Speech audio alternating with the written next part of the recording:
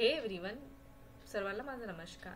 जर तुमचं MPSC ची परीक्षा क्रॅक करायची असेल आणि हा तुमचा जर पहिला अटेम्प्ट असेल आणि तुम्हाला जसं माहिती आहे की MPSCने 2025च्या पेपरसाठी सर्वांसाठीच जो आहे एक नवीन सरप्राईज, त्याचाच अर्थ की एक नवीन पॅटर्न आणलेला आहे.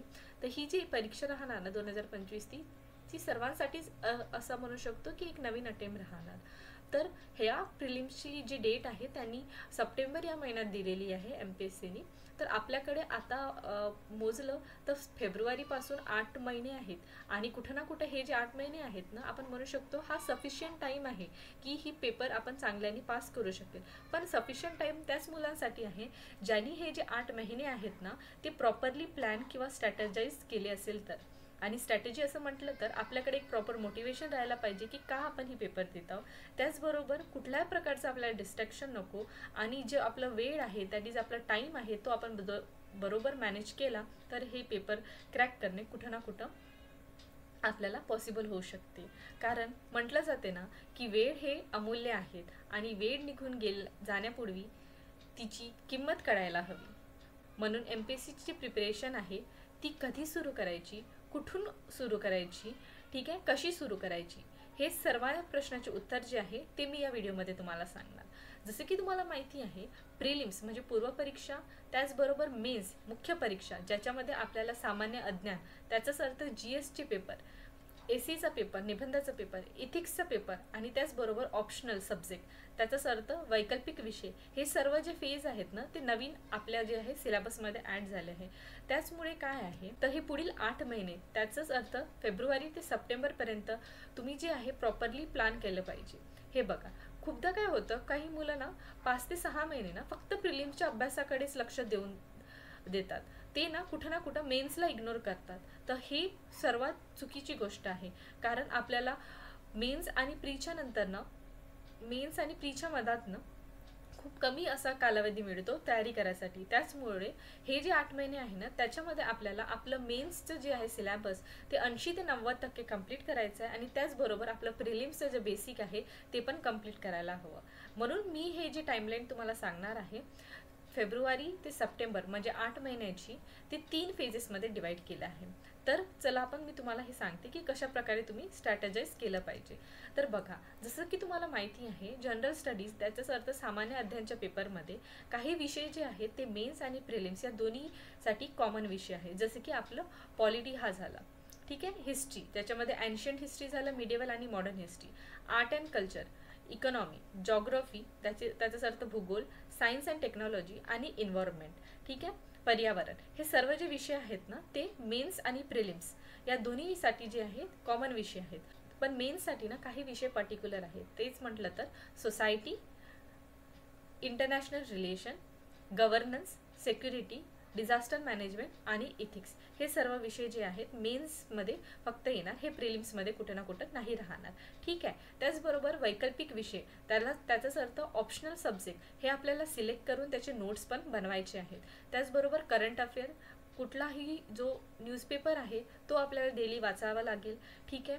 आणि CSAT हे जे आहे प्रिलिम्समध्ये येते आणि हे याची पण प्रिपरेशनमध्ये आपल्याला मॅथ्स आणि इंग्लिश, रिझनिंग हे सर्व कव्हर करायचे आहे. तर हे ओव्हरऑल सिलेबसचं जे आहे ओव्हरव्ह्यू मी तुम्हाला दिलं. चला मग आता मी सांगते की कशा प्रकारे टाईम मॅनेजमेंट आणि प्लॅनिंग करायला पाहिजे.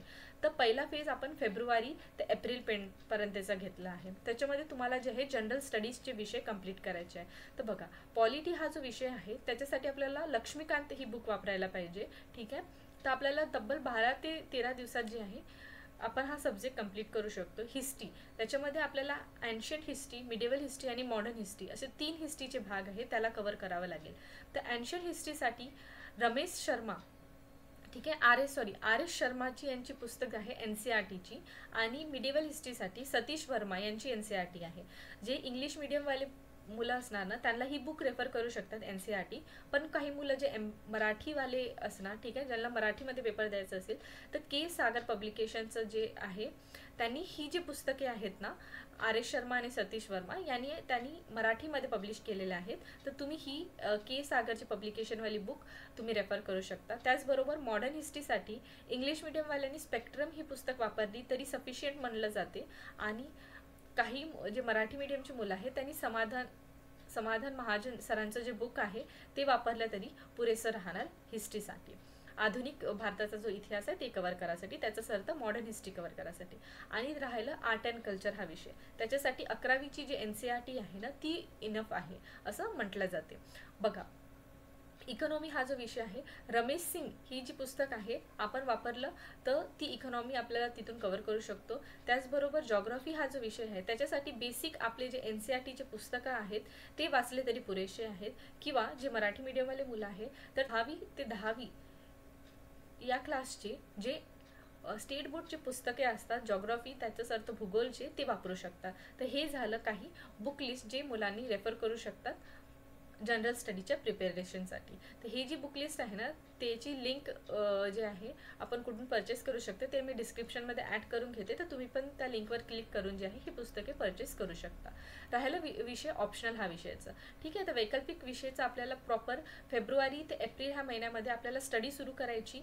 ठीक आहे, सर्वात आधी पहिले जे आहे सिलेबसचं प्रिंट काढून घ्यायचं आणि जे UPSCचे PYQ आहेत ना त्याचं जे आहे प्रॉपर ॲनालिसिस करून आपलं स्टडीकडे वळायचं. कारण की कुठं ना कुठं MPSC जो आहे पहिल्यांदा पेपर काढणार आहे तर ते कुठं ना कुठे UPSCचा रेफरन्स घेऊन काढू शकते, याची जी आहे पॉसिबिलिटी आहे. त्यामुळे UPSCचा जो PYQ आहे, ठीक आहे, मागील वर्षीय प्रश्नपत्रिका, ते एकदा तुम्ही बघून घ्यावे, सिलेबसची प्रिंट काढावे आणि जो आपला ऑप्शनल आहे त्याचा जो आहे स्टडी करणे स्टार्ट करून घ्यावे. त्याचबरोबर जे करंट अफेअर आहे त्याच्यासाठी न्यूजपेपर वाचणे जे आहे ते गरजेचं आहे आणि त्याचा जो आहे न्यूजपेपर वाचणे ते तुम्ही सुरू करून घ्यावे. चला आता बघा, नंतर आलं मे टू जून. तर मे मध्ये जे आहे तुम्ही बाकी उरलेले जे विषय आहेत जसं की इन्व्हायरमेंट, ठीक आहे, पर्यावरण हा विषय, तर तुम्ही इंग्लिश मीडियमवाले स्टुडंट असाल तर PMF IAS किंवा शंकर IASची पुस्तकं जे आहे त्याच्यातून तुम्ही इन्व्हायरमेंट हे विषय कंप्लीट करू शकता.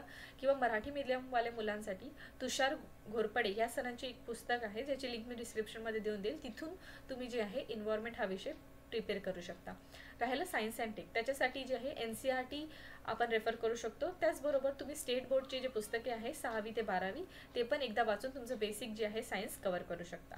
आता राहिले काही विषय जे फक्त मेन्समध्ये येणार आहे, त्याच्यामध्ये आहे सोसायटी. तर सोसायटीबद्दल जे आहे पूर्ण सिलेबस मी आहे आपल्या माझ्या यूट्यूब चॅनलवर मी आता टाकणार, तिथून तुम्ही सोसायटीचे नोट्स जे आहे रेफर करून तयारी करू शकता.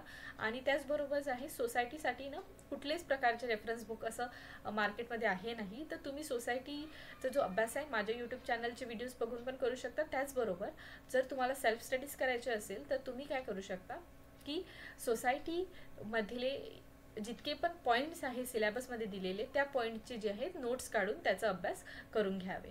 त्याचबरोबर इंटरनॅशनल रिलेशन, तर खूपदा काय होते न्यूजपेपरमध्ये जे चालू घडामोडी राहतात ना त्याच्याच रिलेटेड ना इंटरनॅशनल रिलेशनचे प्रश्न येतात. तर इंटरनॅशनल रिलेशन साठी ना न्यूजपेपर वाचणे खूप गरजेचे होऊन जाते. आणि एक इंटरनल सिक्युरिटी म्हणून विषय आहे, त्याच्यासाठी तुम्ही अशोक कुमार यांची बुक जी आहे ती वापरू शकता.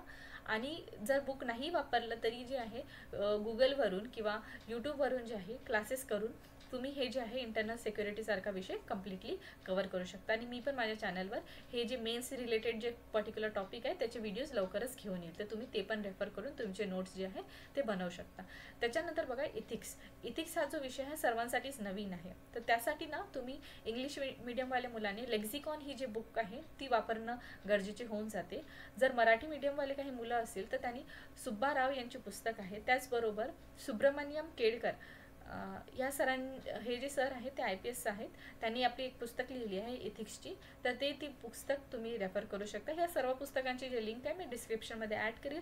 आणि बघा इथिक्समध्ये एक मेन असते की जे पण सिलेबसमध्ये पॉईंट्स दिले आहेत, प्रत्येक कीवर्ड दिले आहेत त्यांचे डेफिनेशन बनवणे आणि त्याच्यानंतर त्या डेफिनेशनसोबत एक एक्झाम्पल, 1 ते 2 एक्झाम्पल जे आहे लिहिणे आपल्या नोट्समध्ये, हे खूप इम्पॉर्टंट आहे. कारण की UPSC ना दरवर्षी काय करतो अशाच हेडलाईन किंवा कीवर्डवरून ना प्रश्न विचारतो, तर MPSC पण अशा प्रकारे प्रश्न विचारू शकतो. त्यामुळे जे आहे तुम्ही कीवर्ड घेऊन त्याचे डेफिनेशन आणि त्याचं एक्झाम्पल याचे नोट्स जरूर बनवावे इथिक्ससाठी. आता बघा ऑप्शनल विषयाची जे आहे तुम्ही एप्रिलपर्यंत तयारी केली, ठीक आहे, तर कुठं ना कुठं काही मुलांचं ऑप्शन मोठं असेल, ठीक आहे, काही सिलेबसचं पाठ मोठं असेल तर त्यांना मे वगैरे लागू शकते. तर त्याच्यानंतर ना मे जसं आलं त्याच्यानंतर तुम्ही त्या ऑप्शनल विषयाची जी आहे आन्सर रायटिंग हळूहळू सुरू करू शकता. आणि न्यूजपेपर जे आहे ते तुम्हाला वाचणं गरजेचं आहे करंट अफेअर्ससाठी. आणि मॅगझिन तर जे असते, काही कोचिंग जे आहे मॅगझिन लॉन्च करतात आपल्या करंट अफेअरची, ते पण तुम्ही रेफर करू शकता. आता बघा तिसरा फेज, त्याच अर्थ आहे जुलै ते सप्टेंबर. आता बघा सप्टेंबरमध्ये नोटिफिकेशनच्या अकॉर्डिंग तर प्रिलिम्स होणार आहे. जर ही पुढे लांबली तर फारच छान. पण जर ही पुढे नाही लांबता सप्टेंबरमध्येच झाली, त्या हिशोबाने मी हा प्लॅन बनवलेला आहे. तर बघा जुलै ते सप्टेंबरमध्ये तुम्हाला जे आहे प्रिलिम्सची तयारी सुरू करावी लागेल. जनरल स्टडीजचे जे आहेत सब्जेक्ट जे फक्त प्रीमध्ये येतात, ज्याचं मी तुम्हाला हे सांगितलं होतं बघा, हे जे विषय आहेत या साईडचे, ठीक आहे, हे सर्व विषयांना जे आहे तुम्ही प्रिलिम्ससाठी फक्त प्रिपेअर करायचे असतात. तर हे सर्व विषय जे आहेत तुम्ही प्रिलिम्सवालेच विषय करा, मेन्सवाले विषय करायचे नाही. जुलैपासून प्रिलिम्सच्या तयारीला लागा, कारण की सप्टेंबरमध्येच पेपर आहे, तर 2 महिने आपल्याला प्रिलिम्सच्या तयारीला द्यायलाच पाहिजे. ऑप्शनलचं जे आहे अभ्यास सोडून द्यायचं नंतर जुलैमध्ये, कारण की प्रिलिम्स लवकर येणारच आहे. कारण की तुम्ही जर प्रिलिम्सच पास नाही झाले तर ऑप्शनल वगैरे मेन्स वगैरे तर तुरचीच गोष्ट आहे. म्हणून ऑप्शनलचा विषय कम्प्लिटली सोडून द्यायचा. राहिलं करंट अफेअर, तुमचं न्यूजपेपरची जी रीडिंग आहे ती चालूच ठेवायची. त्याच्याच बरोबर जे वर्षाचं करंट अफेअर आहे त्याची रिव्हिजन सुरू करावी. आणि मग सीसॅट जो हा विषय असतो त्याची पण स्टडी जी आहे तुम्ही प्रिलिमच्या ॲटलिस्ट 2 महिन्याआधी सुरू करून घ्यावी. चला, हे सर्व झालं आपलं तिसऱ्या फेजचं. आणि thank you. See you soon in the upcoming videos.